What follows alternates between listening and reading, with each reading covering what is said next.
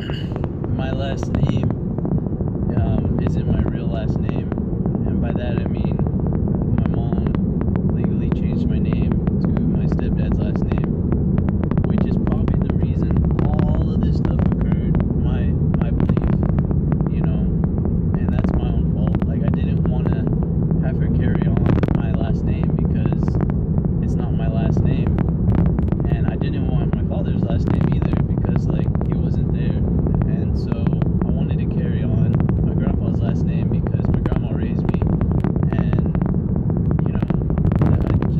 I saw it as carrying on the torch because I have one female cousin that carries the last name, so she's not going to carry that last name unless she stays single, and then I have one male cousin who hasn't had any kids yet either, and he seems to be the type to kind of just lay back and relax, not really looking for that kind of relationship or commitment. That being said, there was more to my last name that I didn't tell her or explain to everybody about, and I didn't want to carry the last name because I had an abusive stepfather, and other things happened that I bottled up for a really long time, up until last year, actually last summer, and actually not even last summer, it was this year in February that I kind of explained everything, and I still didn't disclose everything. I still try to keep it bottled up, and I wrote about it a lot, and I finally got everything back to norm, but I'm still struggling a little, and that's the hardest thing right now is I want so badly for Adi to end up with Suka, but in my heart of hearts it's unless Adi steps up and explains and puts some closure and some understanding for everybody, nobody's gonna know. It's just nobody's gonna be the wiser. And so basically I'm gonna try to go into Adi's story right now. Adi has to work towards this redemption phase, and I've already done the middle parts. I just need to get the ending part right, and I'm excited right now because I haven't worked on him in a while. Not a while, but I haven't really tried to explain the redemption part. But Adi's basically a lost soul.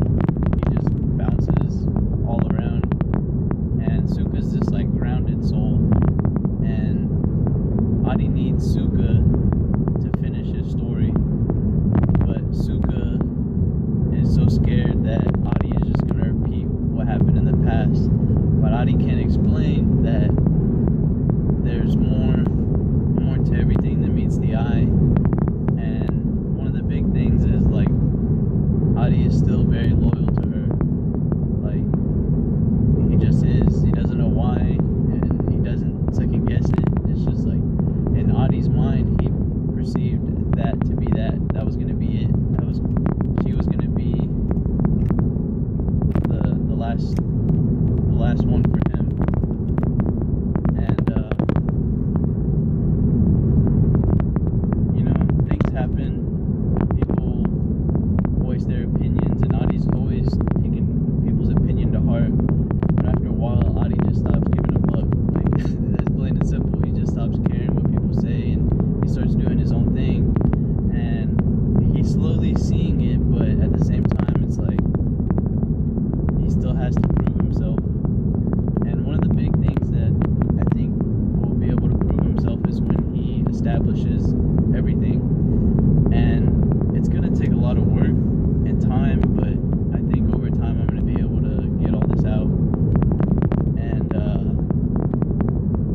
I have all the written part, but I don't have everything well written, and I don't have everything organized. So that's my big dilemma lately. It's everything's not organized because I'm so sporadic lately, and my mind is somewhere else. But I think after getting all this out,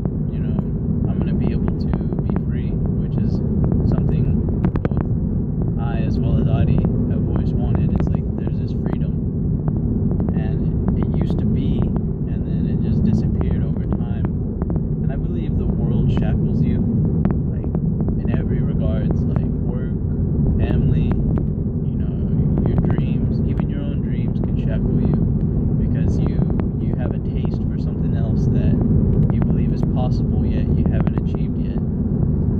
So that's why I've always liked Langston Hughes' Cage Bird. I know why the cage bird sings. Actually, I think that's Maya Angelou, but I'm gonna have to go back on that one. And then it reminds me of Cage Bird by J. Cole. But in essence, I just see, I understand what it is to feel caged. And for once, I finally feel like I'm out of the cage, but I don't know. I know where I want to fly to, but I don't know. It's not that I don't know where. It's just I haven't yet. Like I haven't selected the spot yet. And the big thing is, like, I've been waiting, and I'm tired of waiting. So I'm basically working on this program that is going to help me get all my thoughts out, as well as take care of myself in regards to the 7 dimensions of wellness. The 7 dimensions of wellness is something that I've kept for a really long time because I feel like it's vital to living well. And it has to do with, let me see if I can get all these right: occupational, intellectual, physical, spiritual, social, environmental, and I believe emotional, if I haven't said that yet. So in all those respects, you have to balance all of those in order to live well. So if you got all this stuff, everything's good, but you don't have a lot of friends, and you're not really social, you might be struggling on that department. Like, there's got to be ways to